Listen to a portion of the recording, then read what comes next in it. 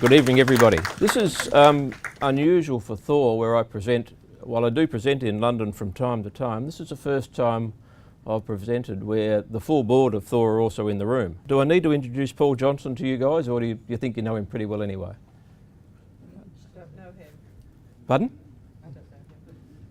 You don't know him? Paul, CEO of Metal Tiger, a significant investor in Thor in recent times, and Metal Tiger, he will be talking tonight. Metal Tiger have done very well in the last couple of years. Those people who have invested in Metal Tiger, I think, are probably fairly happy about that investment right now. We've also got Gervais Heddle, Executive Director of Greatland Gold. He's not talking tonight. I think he's presenting at a breakfast next Tuesday. I'll encourage you all to go to that breakfast if you can and listen to his story then. Down the back we've got Dave Thomas, who is a bit louder. Yep. Dave Thomas down the back, a mining engineer who's been working with us for about 4 years. Dave has managed a lot of mines. The world's largest uranium mine, Olympic Dam, which is also probably one of the 5 or 6 largest copper mines on the globe as well. Open cut mines, underground mines. When it comes to running a mine or planning a mine, it's very good to have someone like Dave close by. So if you get the opportunity to have a talk to him later on, please do so. He doesn't mind a glass of red or a gin and tonic, and he's worth a conversation. We'll just flick. Okay. Normal disclaimer. I think perhaps if we all take that as read, and we'll move on to the rest of the next part of the presentation. Thor, as Malcolm suggested, are in the tungsten business. We do, like most junior miners, have a pipeline of projects. We call it a pyramid, from stuff at grassroots through to programs or projects that are we call shovel ready. And our Dundas project is a gold project. I must admit, it's very early stage, may or may not make it, but it has some exciting potential, but I won't focus on that much more than that tonight.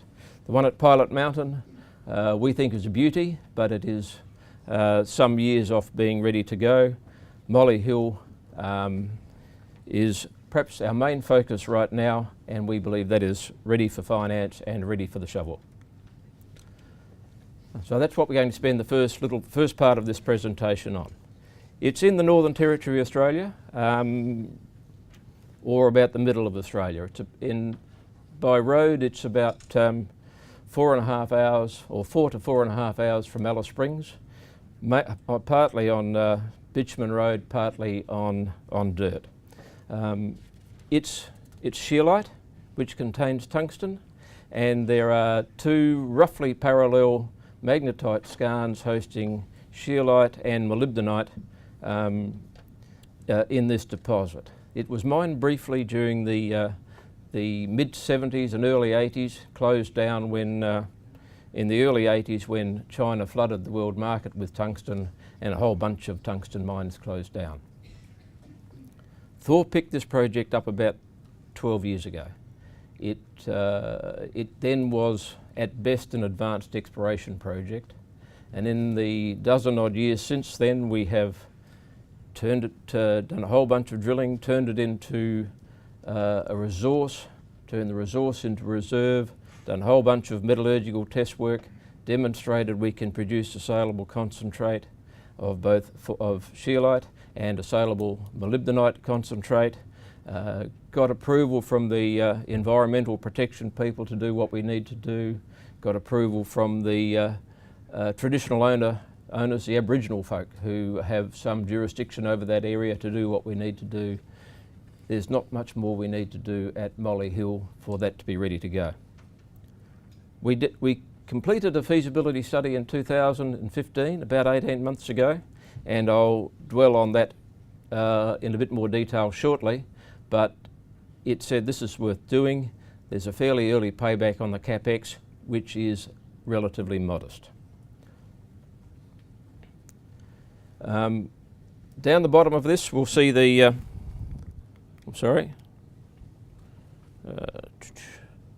see the movement in the metal price over the last few years. Tungsten hit a high in 2011. We all wish it was there again.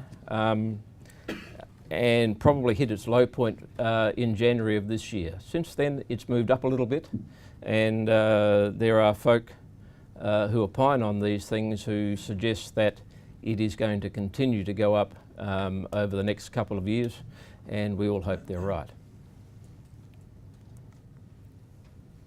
The resource we have here, it's about 4.5 million tonnes, which is not the world's largest resource in tungsten terms, but the grade of that resource is not too bad for an open cut mine.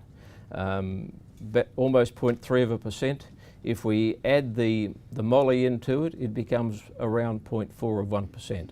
Now in tungsten terms that's pretty good. If you look at the price of tungsten and then convert that to say copper, this is probably 1.5-ish% of copper equivalent. And if you've got an open cut mine with about 1.5% copper in it, you're probably a fairly happy person. The reserve at Molyhil is about 2/3 of the resource, slightly higher grade. It allows for a 6-year mine life, and during that period we would produce, give or take a bit, roughly 1% of the world's tungsten on an annual basis.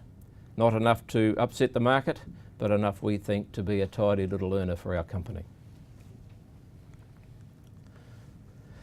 I guess the key features of this feasibility study are quite important. The capex of, in US dollar terms, just under $50 million US, and about $8 million of that is stuff that we call yellow goods that can be financed separately by taking a mortgage out over the trucks, the loaders, the power generation equipment, etc. So we're looking for project finance of about $40 million. For that money, you would get an internal rate of return of about 50%. A net present value in Aussie dollar terms, just over 70 million. Payback quite quick. The grade of material at Molyhil is very high, closest to surface. That allows for quite a quick payback on your capital investment, and we think that's quite a good thing to have. The capex on Molyhil, as I said, about 50 million US dollars.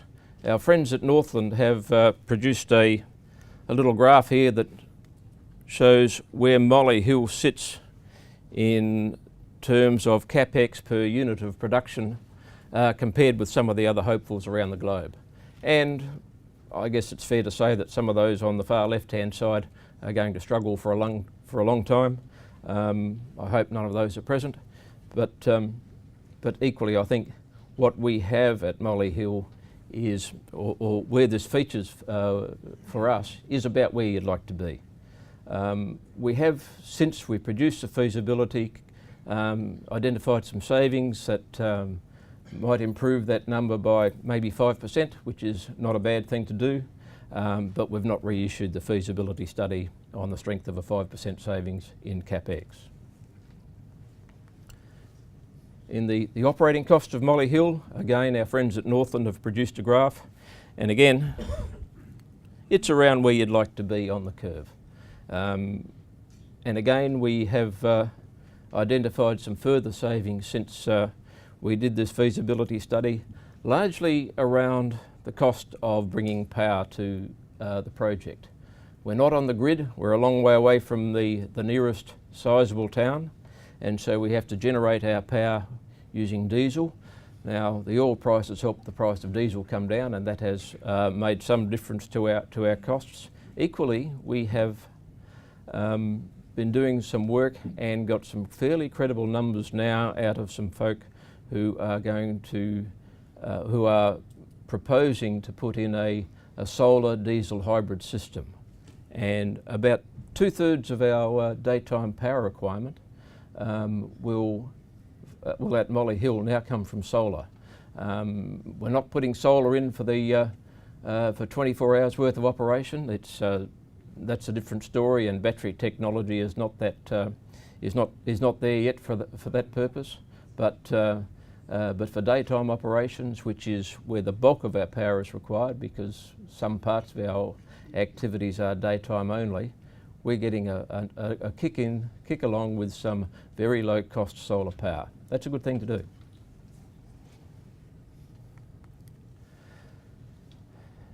In terms of how soon could Molyhil be brought into production, there's a timeline. We all have timelines, and this says that if we had project finance come in the door next week, in about 1 year's time, we would have the first batch of tungsten concentrate rolling out the gate.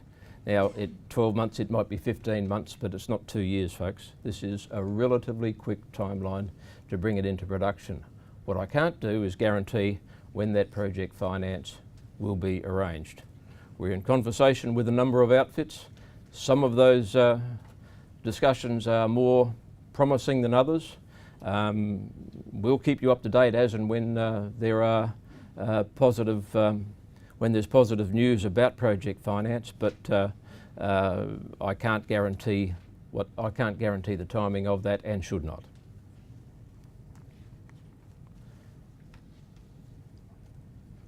One thing you do try and do when you have a project that you like is keep working at it to make it better.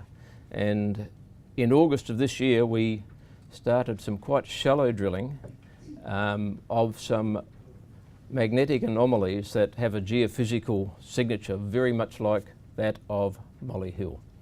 Now, Molyhil, as I may have mentioned earlier on, is part of a magnetite skarn and has therefore a magnetic signature. There are another half a dozen of those within 5 or 6 kilometres of Molyhil, and we spent some time during August doing some what I would call geochemical survey drilling of those anomalies. If you're in the gold business, you would go out and do some calcrete sampling. You'd take a sample of soil, 1/2 metre below the surface, and if you got, say, 1/10 or 1/20th of an ounce, of a gram, ounce would be great, of gold in that sample, you'd say, this is pretty good, fellas. Let's go and see if we can tighten up the pattern, do some more, and we might have an ore body here. And that's what we got at Molyhil. That's what we did in the last few weeks. We found a number of instances with some of these anomalies where the rocks look exactly like the rocks at Molyhil. We found a couple of occasions where there's a little bit of tungsten. This isn't ore grade tungsten, but we were looking for a geochemical signature that says this might be another tungsten deposit. One of those is about 150 to 200 metres away from the existing ore body. The best place to look for a new deposit is very close to an existing one, and we may have found one there at Molyhil. Now, we're going to go back in the next month or two and do some quite tight pattern drilling just around where we found those little sniffs. We may not find anything, but we will give it our best shot, because this is worth a try. If we can find another ore body or another low zone of mineralisation very close to Molyhil, that's happy days for this project.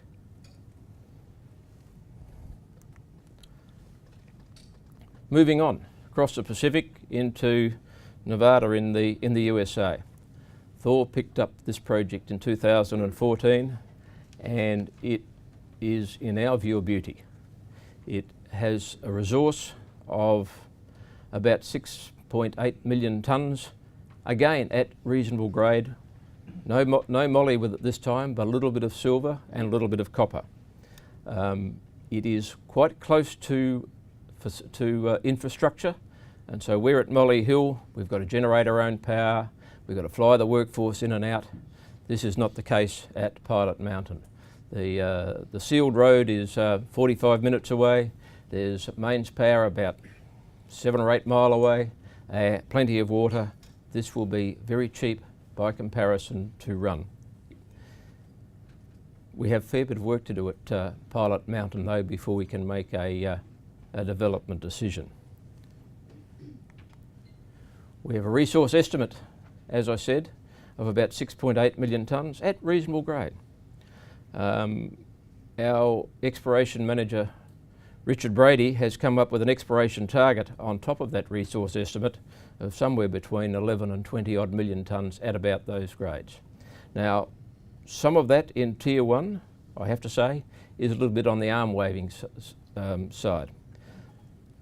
The Tier 2 targets here are largely based on historical drilling by Union Carbide in the 1970s, who drilled 2 or 3 of these deposits, and we have with us now, we have the drill logs, we've got the assays, we've got the lithology, and we've got the cross sections and long sections that Union Carbide drew back then.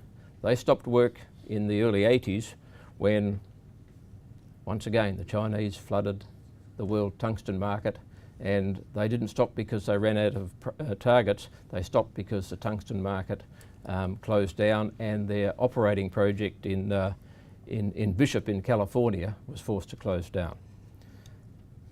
We think there is the potential here to turn Pilot Mountain into a 20 million to 30 million tonne project, and probably a 20 or 30 year mine life project over time. If we look at this in a little bit of detail, I think I've said most of that, but we have a resource over desert scheelite, and oops, this one down here on the southeast, and we have exploration targets on garnet and gunmetal. There's a whole area in the middle that is untested. The 4 deposits that we show there, desert scheelite, garnet, gunmetal and Good Hope, have all poked their nose out into the open through some volcanic cover. There has been no testing through that volcanic cover to see if there are any deposits underneath that. There may be none. It's worth a look. The first resource that we have, desert scheelite. It is different from the others in that it is relatively steeply dipping and goes down quite some distance, but whereas the others are quite flat-lying lenses. The thing that's a little bit special about this particular resource is the last hole that was drilled by the previous owners of this project, Blackfire Minerals, in 2012. And I'll just point to it there. At about 200 metres deep, had 17.5 metres of 1.8% copper and 13.9 metres of almost 0.9% WO3. Now that is serious mineralisation. It might be the only intersection we ever get out of this body of that tenor, but it's certainly worth a look, and that deserves another drill hole or 2. The next deposit, garnet, a little bit to the northwest of desert scheelite, and this is a series of flat-lying zones that more or less follow the contours of the hill, with mineralisation 30 odd metres apart, starting at 5 or 6 metres below surface. This is serious tonnes per vertical metre, relatively cheap mining we believe, and we've been down into the adit where this was accessed in the 1940s with a very small amount taken out. We think we can mine this relatively cheaply, and we would like to be drilling this quite soon to turn this from being an exploration target into a JORC or 43-101 compliant resource. The next one, gunmetal, a bit like garnet. This is in plan view looking from above it, and it was mined for a little while in the 40s during the war effort, because tungsten is used and was used back then for defence purposes. a whole bunch of holes into this thing back in the 1970s that suggest this also can be turned into a resource relatively quickly and without spending an enormous amount of money. So in summary, I think at Pilot Mountain we've got a resource, we have a whole bunch of very attractive targets nearby, and we think this can be quite a large animal in a relatively short space of time. What it can't be though is an operating mine next year. The permitting process in Nevada is more like 5 years than 2. The most mining friendly state in the USA still has a process that you must go through to get permitted, and it's not going to happen quickly. That's not ideal, but we think this is a project that's very good. We know we can produce a concentrate that is saleable. We've done that and demonstrated that. What we have not done though yet is sufficient of that work to come up with a costed flow sheet. There's still lots to do at Pilot Mountain, but we think that the reward for doing that is going to be quite significant. So there's our investment case. We like tungsten. Hope you folk do as well. We believe the commodity price is going to go up.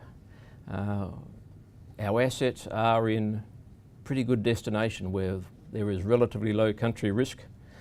And what I didn't say earlier on in this discussion was that well, we don't have a lot of money at the moment. Cash is always tight. Some of you will know there's a little bit coming in from a placing in a few weeks' time, and that's very welcome, and for those who are participating in that, thank you very much. We do have in February next year $1.5 million Aussie coming in from the sale of a gold project that we parted company with earlier this year, and we will put that money to very good use indeed. Thank you very much for your time.